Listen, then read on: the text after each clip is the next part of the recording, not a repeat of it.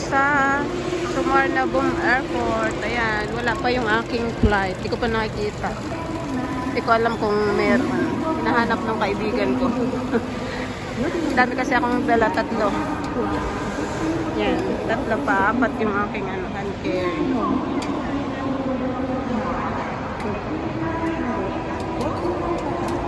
Yan, ito na. This is it. Pansit. Pauwi na ng Pilipinas. Ilang years din nakauwi, guys.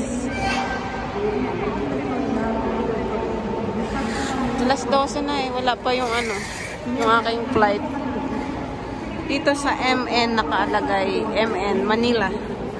Pero wala siya. Wala siyang line up dyan. Kahit saan dyan pila, wala. So, binalikan ulit ng kaibigan ko para tingnan ulit niya. Para hindi na ako magtulak-tulak pabalik-balik ng aking bagahe, guys. Ayan, dami nagpapabalot. Ayan, ilang kilo kaya yan. Dami. Itong aking sobra ng may pa, remaining pa siya na 7 kilos.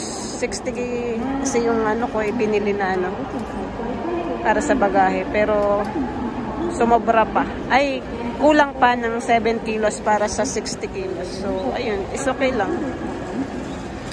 Kala ko 5 kilos kasi yung papadala ng kaibigan ko. So, yung padala niya, mga 1 kilo lang yata. Ayan na, sexy oh. Diba? Di wow. Sexy. Dito raw. Pero wala pa. Saan? Dito? Pero, ba't wala yung ating Ba't wala yung yung flight? Kaya nga, bakit kaya? Alas 12 na eh. Oo, Cebu Pacific, ayan nga oh. Pero bakit wala yung flight ko? Oo, pero wala yung flight ko. Ba't nakapila dito? Ano yan? Para saan yan? Ito. Ano yung self-service? Para saan yan? Ito. Ano ba yan? Ay, di ba Cebu Pacific ako? O,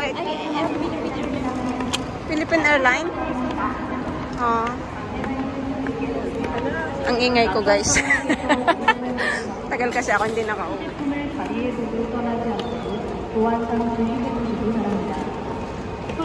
Dito raw yung Ayan. Ayan ang aking tagapaghatid. Napaka-sexy babae.